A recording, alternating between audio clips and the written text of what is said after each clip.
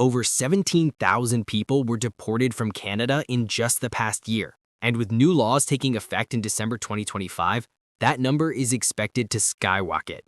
What's even more shocking? Some of these people weren't criminals, didn't fake documents, and had been living in Canada for years.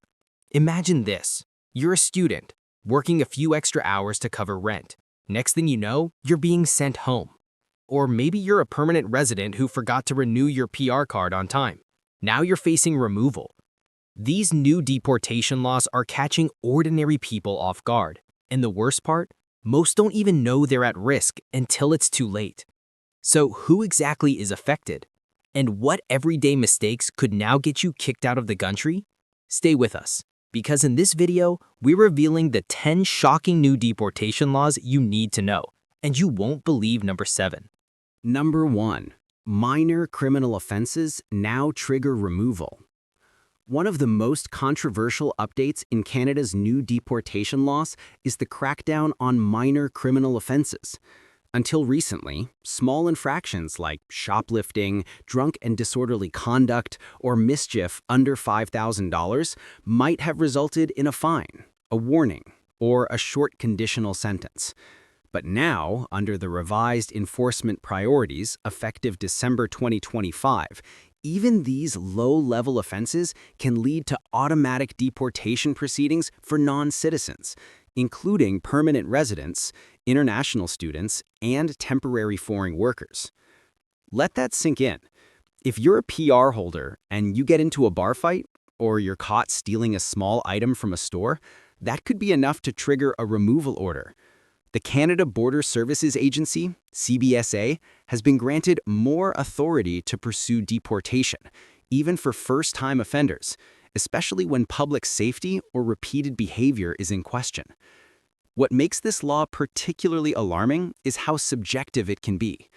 For example, something as simple as a heated argument that turns physical, even without serious injury, might be classified as assault.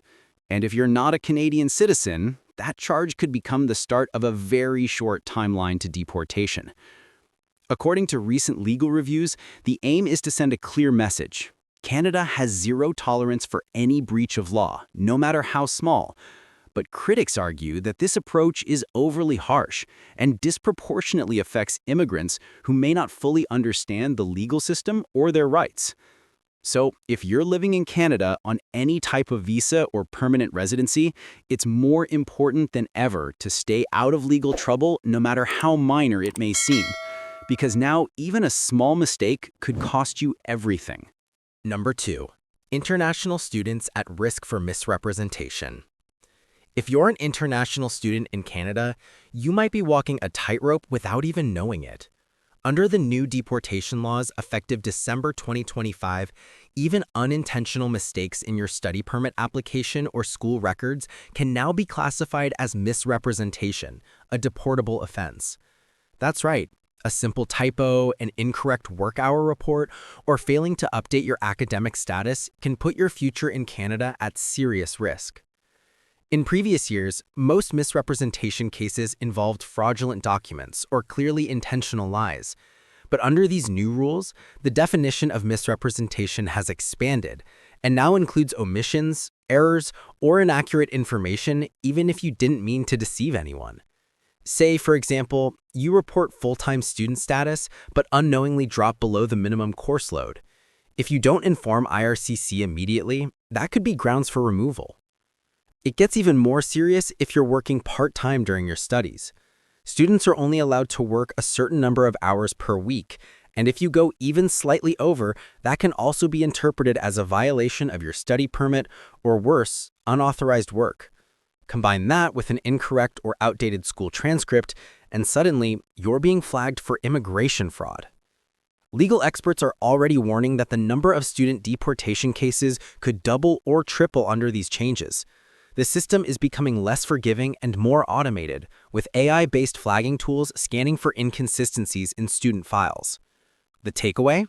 If you're studying in Canada, it's no longer enough to just focus on your grades. You must keep every document accurate, report all changes, and track your hours carefully. because now even the smallest error could be seen as misrepresentation and send you home permanently. Number 3.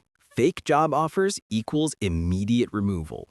In Canada's updated deportation laws, fraudulent job offers have become one of the fastest triggers for removal, and shockingly, even people who didn't know their job offer was fake are being held responsible. Starting December 2025, if you submit a work permit, permanent residency, or LMIA-based application with an offer of employment that turns out to be fraudulent or unverifiable, you could face immediate deportation, even if the mistake wasn't your fault. Thousands of hopeful immigrants use job offers as a pathway to Canadian residency, but in recent years, there's been a rise in immigration scams involving fake employers or phony job letters. These scams often look completely legitimate, with company logos, signed letters, and even websites. But once IRCC or CBSA discovers that the offer doesn't check out, they don't just deny the application, they initiate removal proceedings. What's even more alarming is that ignorance isn't a valid defense anymore. Even if you were tricked by an immigration agent or a consultant, or the fake job was arranged by someone else, you're still liable for submitting false information. According to IRCC reports, over 7,000 applications in 2024 alone were flagged for fraudulent job documentation, and many of those applicants are now facing deportation or bans from re-entering Canada for up to 5 years. So what can you do to protect yourself? Always verify the legitimacy of any job offer. Cross-check the employer's contact information on official directories, speak directly with the company, and avoid middlemen who promise guaranteed jobs. Also, make sure your job offer matches an approved LMIA if required. In today's immigration climate, submitting a fake job offer, even unknowingly, could be the one mistake that gets you permanently banned from Canada. Number 4. Delayed PR renewals may lead to deportation. For years, many permanent residents, or PRs in Canada, assumed that forgetting to renew their PR card was just a paperwork issue. An annoying delay, perhaps, but nothing too serious. That's no longer the case. As of December 2025, failing to renew your PR card on time or allowing it to expire without action can now result in loss of status and even deportation proceedings. Here's how it works. Under the new enforcement guidelines, PRs who failed to meet their residency obligation, which means spending at least 730 days in Canada within a 5-year period, are now being automatically flagged by IRCC's updated system. If your card expires and you're outside Canada, or even if you're inside but haven't applied for renewal within a grace period, you could be considered as having abandoned your residency. Even more shocking is that PRs who haven't technically violated any rules but simply delayed renewing their card are still at risk. Once your status is marked as inactive or non-compliant, the CBSA may initiate removal proceedings, and by the time you realize there's a problem, it might be too late to appeal. A recent case in British Columbia involved a woman who had lived in Canada for 10 years but missed the PR card renewal deadline by 11 months due to personal health issues. Despite having deep roots in a full-time job, she was issued a departure order. To avoid this nightmare, set reminders to renew your PR card at least 6 months before it expires. Keep detailed records of your time spent in Canada, and avoid long trips abroad unless absolutely necessary. Don't assume your status protects you forever. Under these new laws, inactivity equals invisibility, and invisibility can now lead to deportation. Number 5. Social media posts can be used as evidence. Yes, your social media could get you deported. Under Canada's updated deportation policies for December 2025, immigration authorities are now using online activity, including posts from Instagram, TikTok, Facebook, and YouTube, as evidence in investigations. If your content reveals violations of your visa or residency terms, it can be used to justify removal from Canada. Sounds extreme? It's already happening. In one recent case, a student on a limited work permit posted multiple TikToks showing herself working at a local restaurant during restricted hours. Her account was flagged, investigated, and within weeks, she received a removal order for unauthorized employment. In another case, a visitor shared pictures of working at a construction site, even though he was on a tourist visa, which strictly forbids employment. That one photo was enough for CBSA to issue a deportation notice. The government has expanded the use of open-source intelligence tools, which scan public content for red flags. Even if your account is private, screenshots, tags, or shared posts from friends can expose you. Authorities are especially watching for posts that contradict your declared location, employment status, or study or work limits. This new law is raising eyebrows, not just for privacy concerns, but for how easily a harmless post can be misunderstood. Something as simple as joking about working all weekend could be interpreted as evidence of violating your visa terms. So what should you do? Be extremely cautious about what you post online. Avoid sharing anything that could be taken out of context or used to challenge your immigration status. In today's digital world, your social media is no longer just for friends and followers. It's being watched by immigration officials too. One careless post could lead to serious consequences, even deportation. Number 6. Humanitarian cases facing stricter scrutiny. In what many are calling a harsh shift in policy, Canada's new deportation laws for December 2025 have introduced tighter restrictions and heavier scrutiny on humanitarian and compassionate or H&C applications, making it harder than ever for vulnerable individuals to stay in the country. These cases, which are usually filed by people facing deportation who have compelling personal or family reasons to remain in Canada, are now being reviewed under stricter criteria, with fewer approvals and faster removals. Previously, H&C applications allowed individuals with strong community ties, Canadian-born children, or serious health concerns to appeal for permanent residency on compassionate grounds. But with the new rules, immigration officers are giving less weight to emotional or situational factors and focusing more on issues like criminal history, immigration compliance, and economic contribution. For example, a single mother who has lived in Canada for years and has a Canadian child might still be deported if she has a past work permit violation or if she can't prove strong employment history. In one recent case, a man from Nigeria who had lived in Canada for 8 years and had no criminal record was removed after his H&C application was denied because he lacked sufficient economic establishment. To make matters worse, IRCC is now prioritizing removal for applicants whose H&C claims are denied, often giving them just days or weeks to leave the country.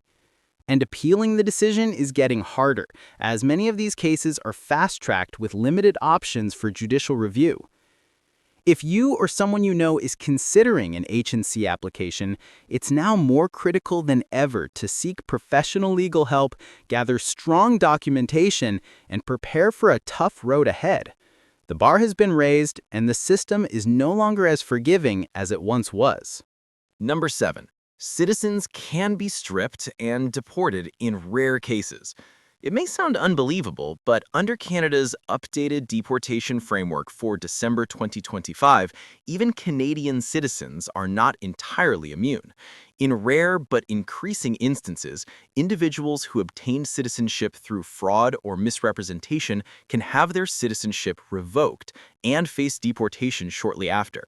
While this doesn't apply to natural-born Canadians, those who immigrated and later became citizens could be affected if their original application is found to contain false information, fake documents, or intentional omissions.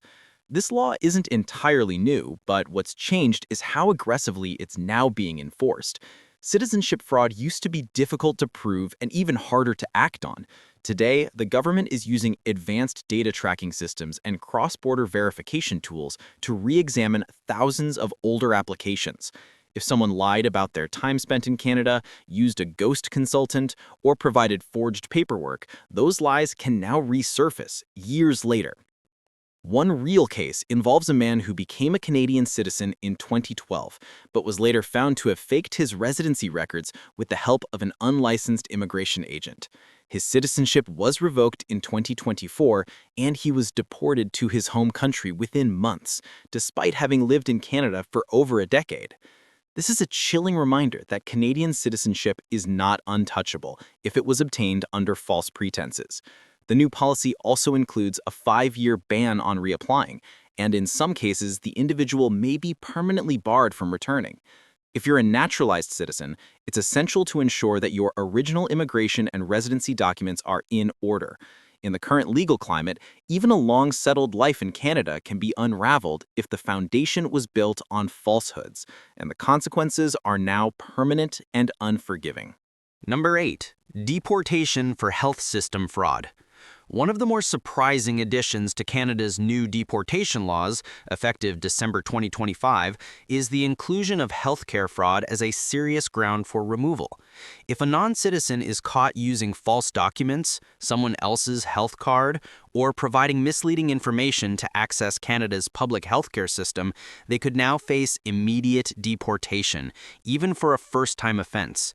This law aims to protect Canada's overburdened healthcare system, which has seen growing pressure over the last few years. Authorities have flagged multiple cases where international students, visitors, or even permanent residents allowed their friends or family members to use their health cards for medical services. In other situations, people lied about their status to receive OHIP or other provincial health coverage, sometimes unintentionally, but under the new rules, intent doesn't always matter. In a recent case from Ontario, an international student gave her expired student health card to a visiting relative who needed emergency surgery. Although the procedure saved a life, once the fraud was discovered, the student was issued a removal order for violating the terms of her stay and committing document fraud. The updated law treats any misuse of the public healthcare system as a violation of trust and a financial threat to national resources. And because healthcare fraud is now classified as a serious offense, it not only leads to deportation, but can also result in a 5-year ban from re-entering Canada. The message is clear. Even if it seems like a harmless favor, letting someone use your health card or lying to access benefits is no longer seen as a minor issue. It's a legal violation with life-changing consequences, and it can destroy your future in Canada permanently. Number 9. Deportation for exceeding work hour limits. If you're an international student or a temporary foreign worker in Canada, one of the easiest ways to accidentally break the law is by working more hours than you're legally allowed. And under the new deportation laws coming into effect in December 2025, this could now lead to immediate removal from the country. What used to result in a warning or visa cancellation is now treated as a serious violation, triggering deportation proceedings without a second chance. Many students and workers, often under financial stress, pick up extra shifts or take on side jobs just to make ends meet. Unfortunately, if you're caught working even a few extra hours beyond your permit limits, it's considered unauthorized employment, and that's now enough to put your entire immigration status in jeopardy. For example, students are typically allowed to work up to 20 hours per week during academic sessions. Exceeding that, even during a busy exam season, is no longer seen as a minor offense. What's even more alarming is how strictly this rule is now enforced. Employers are being asked to report any discrepancies, and IRCC is using automated systems and payroll data to track students' work hours more closely. In 2024 alone, over 2,000 international students were flagged for exceeding their work limits, and a growing number of those cases have already led to deportation orders. To stay safe, it's critical to know your exact work rights under your permit and to track every single hour you work. Never assume that going just a little over is okay, because now that small extra shift could cost you your education, your job, and your future in Canada. The system has changed, and the consequences are real and unforgiving. Number 10. Delayed refugee hearings can lead to removal. For refugee claimants in Canada, the stakes have always been high. But under the new deportation laws taking effect in December 2025, missing or delaying your refugee hearing could now lead to automatic removal, even if your claim is legitimate. The Immigration and Refugee Board of Canada, the IRB, has implemented stricter timelines and harsher consequences for those who fail to appear or properly prepare for their hearings. Previously, missing a scheduled hearing due to illness, personal issues, or even confusion about the date might have resulted in a rescheduled appointment, but now Any unjustified absence, incomplete documentation, or last-minute delay can be interpreted as abandonment of claim. Once a claim is considered abandoned, the individual is issued a removal order, sometimes without the opportunity to appeal or reapply. In a recent case, a claimant who had lived in Canada for 2 years missed her hearing due to a family emergency abroad. When she returned, she discovered her claim had been marked abandoned and she had just 15 days to leave the country. Her attempt to appeal was denied, and she was deported shortly after. This change is part of a broader push to streamline the refugee system, reduce backlogs, and prevent people from using delays as a tactic to remain in Canada longer. However, critics argue that this new policy fails to account for the complex and vulnerable situations many refugee claimants face, including trauma, language barriers, and lack of legal guidance. To avoid this harsh outcome, it's vital for refugee claimants to stay fully informed, attend all scheduled hearings, and immediately communicate with their legal representatives and the IRB if any issues arise. In today's system, even a small mistake or delay could mean the end of your journey in Canada, permanently. If this video opened your eyes or helped you in any way, drop a comment below. Even a few words let us know our work matters. We put a ton of effort into bringing you these updates, so if you found it valuable, hit that subscribe button. It's just one click, but it means the world to us.